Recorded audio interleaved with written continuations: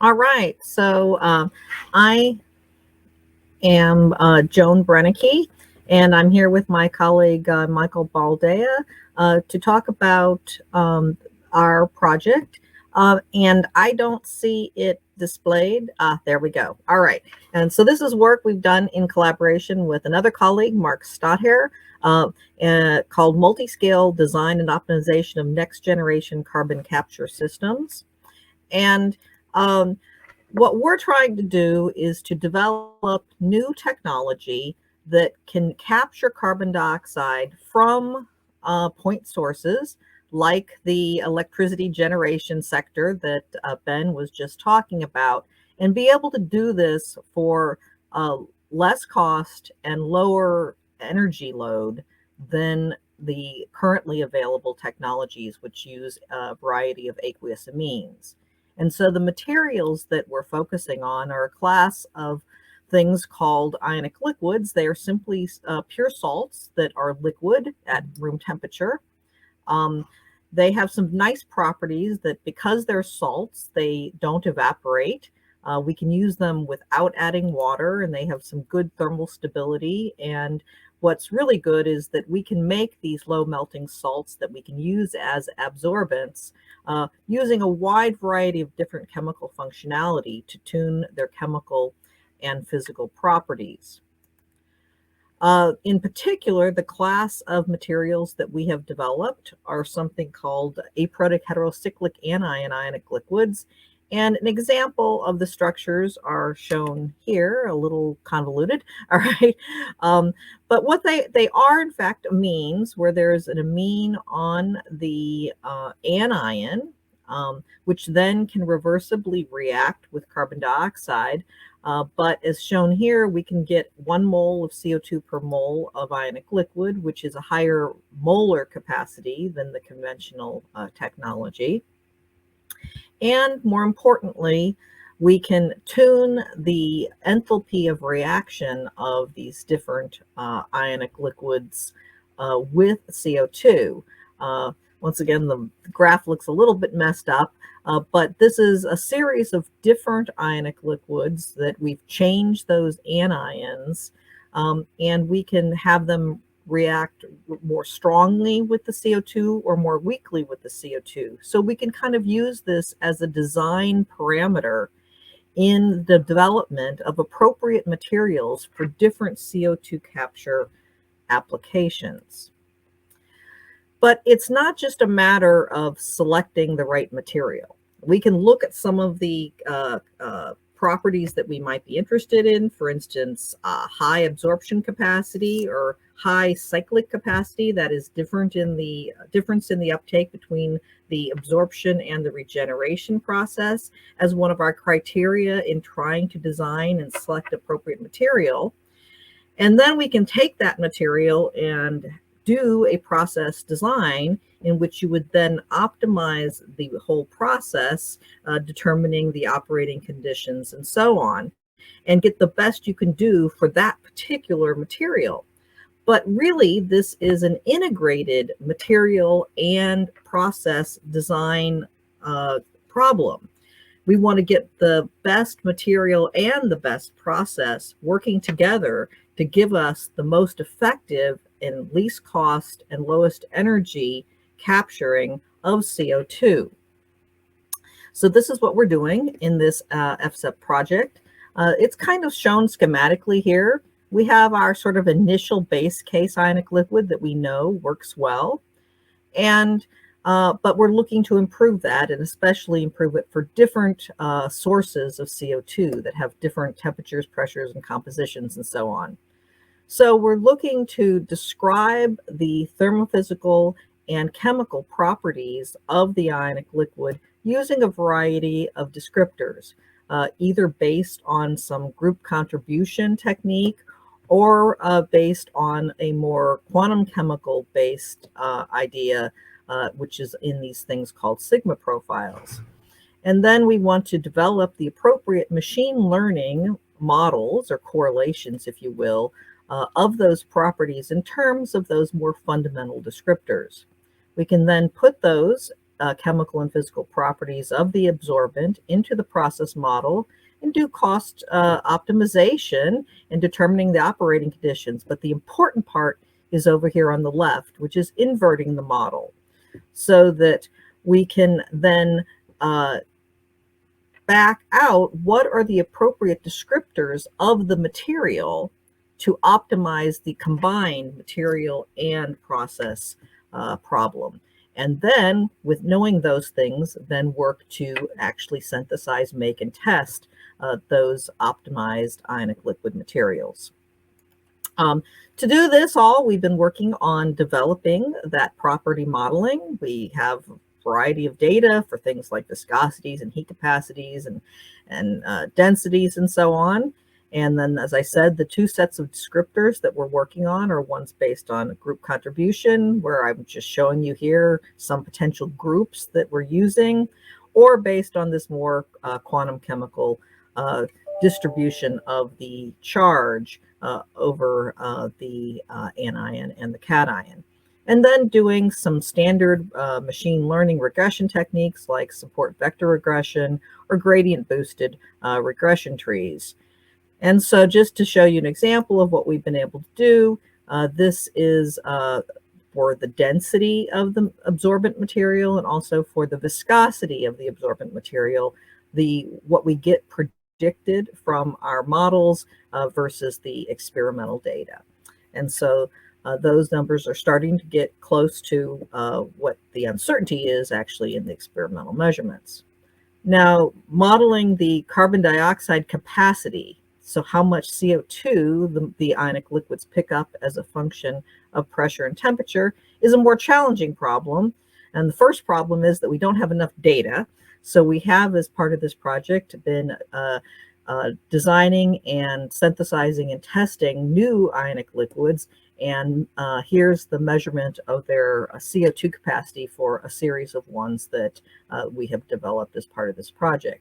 But it's an ongoing work to do this CO2 uptake because we started out with only about 21 different ionic liquids. We've added on a half a dozen or so more, but still we don't have sufficient data.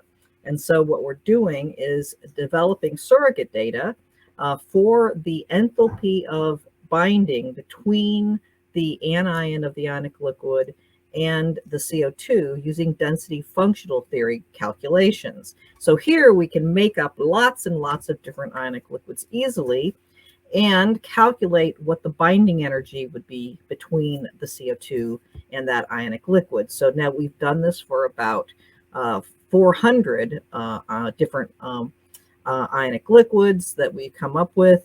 We do a little bit of a correction based on the data that we do have, and then are now working on a machine learning model where we can then predict the CO2 uptake for a wide variety of different ionic liquids. And here's just an example of the range of the enthalpies of binding of the different ones that we've come up with of this set of 400. So still to do is the development of that machine learning model. So then the other part of this is, in fact, the multi-scale design problem. And my colleague, Michael Baldea, will work to describe some of this. All right, thank you, Joan. I think you'll have to advance the slides. Yep, happy to do that. Not just yet. So the problem that we are dealing with is in fact a multi-scale problem that we described at the beginning, which means that we want to look at both the design of the process, so that means the units that are in the plant that would do the carbon capture, as well as designing or tailoring the solvent for the application. So our goal here is to do molecular level and process level design in a single shot. And to that end, we have developed a new set of numerical techniques that make sure that we can deal with these models, which tend to be complex and unwieldy from a mathematical point of view. And we had some initial successes as far as that goes. So on the next slide, we will talk about some of the plants and designs that we already looked at. One was to carry out a comparison between conventional and established piperazine or PZ based processes and a process that's based on ionic liquids. Many of you will recognize this let's say, overall layout of a carbon capture plant that consists of an absorber where the flue gas is treated and releases the CO2. And then there's a second section on the right-hand side where the solvent is processed and recovered. So solvent is recovered, CO2 is released from the solvent and then sent for further utilization or storage. One of the innovations that we introduced is a novel regeneration unit based on thin film principles, which allows us to run this process at lower temperatures to prevent solvent degradation. So as of yet, we are aware of the fact that ionic liquids may be more prone to degradation than current amine-based solutions, so we try to prevent that problem. On the right-hand side of this slide, you will notice a comparison of the capital and operating expenditures that correspond to an established piperazine-based process and the novel processes that we propose here based on a liquid. And it's interesting that the capital expenditure tends to be slightly higher in the case of ionic liquids because that includes the startup cost of the initial charge of solvent. However, operating costs are lower because of our ability to tune the solvent to the application. So to further illustrate the point of obtaining lower operating costs with the designs that we proposed, we studied the flexible operation of chemical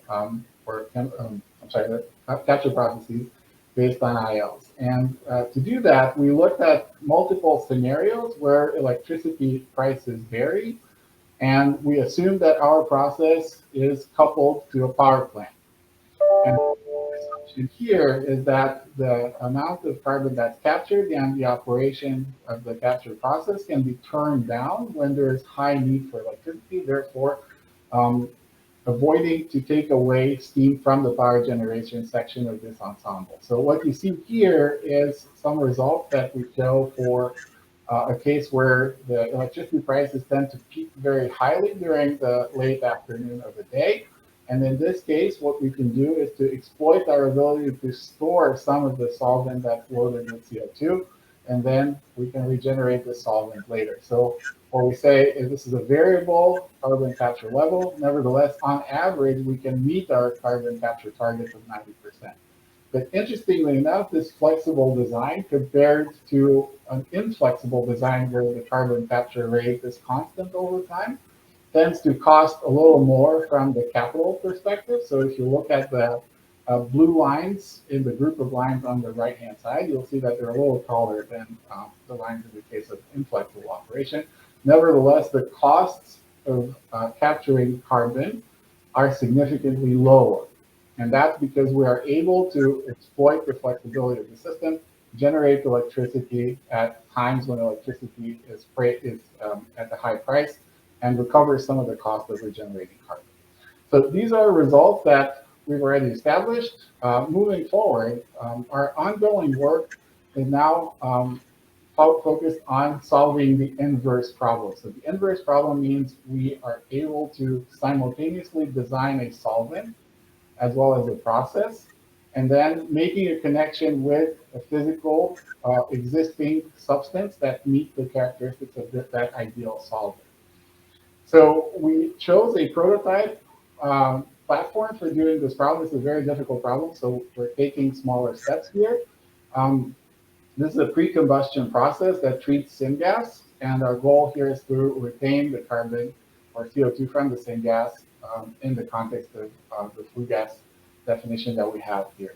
So here, what we're looking at is, again, we try to design a molecule that is tailored to this process. How do we do that? So we go to the next slide.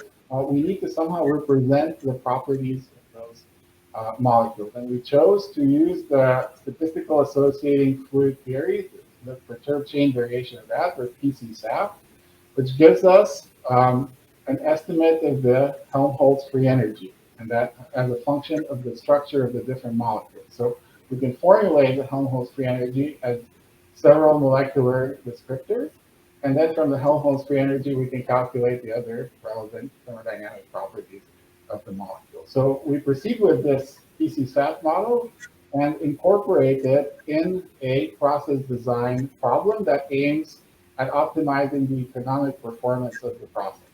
So here, this would be normally a process coupled with what we highlight here in red, the molecular level model PC-SAP, plus some molecular constraints. So these molecular constraints are an important ingredient in our problem. On the next slide, I will show you why, is because they allow us to create realistic representations of what we are after. So what we do in our problems is we bound the descriptors of the molecules within a hypercube or a convex hull that basically tells us that the existing anion and cations properties of existing molecules. And therefore, when we obtain results, when we obtain our optimization results, we know that they are confined within whatever is currently available. So this ensures that we obtain realistic results. Now, going forward, we have some confirmation of the fact that our predictors are actually able to quite well represent existing molecules. So we tested this approach, and that gives us some confidence or a high degree of confidence in the fact that our predictions are going to be realistic. Now, going forward, we have some preliminary results in terms of optimizing both the process and the molecule, which I'm showing here. So we started with the prototype process that I showed earlier. The idea here is to start with some results existing in the literature, and then see if we can improve on those results by carrying out our optimization agreement. As it turns out, yes, we can, and we also work within the confines of the existing ionic liquid. So the results can be and will be verified in the lab. All right, so going forward, again, the big next step that we have to take is to do the inverse problem. So the inverse problem, I remind you, means that we obtain a set of molecular descriptors from the optimization process. We have to go back and make sure that these match a real substance, a real ionic liquid. They may not provide the exact parameters of existing anions and cations, but we will identify through data analytics the existing molecules that are as close as possible in this descriptor space to the ones that we deem to be optimal. And then we will proceed with an experimental verification phase for what we need to do. It is possible that the combination of anion and cation that we have identified through optimization may not have been synthesized yet, but we do have, through our collaboration, the ability to do so. Going forward, I am very pleased to announce that this very fruitful collaboration has also materialized in further external support in the form of a $1.7 million grant from the NSF through the ECO-CBET program. And we intend to take our research one step further in the sense that we are no longer content with capturing carbon, we are also intent on converting it. So the key innovation that we propose in this project is that that conversion occur in the solvent. So we are no longer paying the energy penalty that is typically associated with separating the CO2 from the solvent, followed by some kind of processing or conversion. But rather, we are exploring new ways of carrying out that conversion into a useful chemical, which in this case is ethanol, and do so within the solvent itself. So there's a very big energy penalty that is avoided through doing this process. And of course, this is a very highly collaborative, integrated project where, together with Dr. Brennecke, we're working with Dr. Saher and Allen here at UT Austin and collaborators at PNNL and Washington State University, along with industry collaborators as well. So with that, I'd like to report on a number of publications that came out quite recently that describe the results that we presented here. There's also a number of upcoming publications that we are working on and they're about to be submitted. And with that, I'd also like to thank you for your attention. Thank the Energy Institute for their tremendous support of this project. And I guess we have time for questions. I'm not sure how this goes. Actually, we are out of time for that session. So I'd like to give just a quick reminder that at this point now, we'd like to ask you to go to the program, the online program, the Energy Week website, and under this current time for Bruce Niemeyer's talk, there you'll see a link to go to the live stream. Please go ahead and click that link. You can go there for his talk, which is hybrid in person at the Volvo Auditorium here on UT campus. And then you'll join us back here at 2 p.m. to continue with the online program. Thank you so much.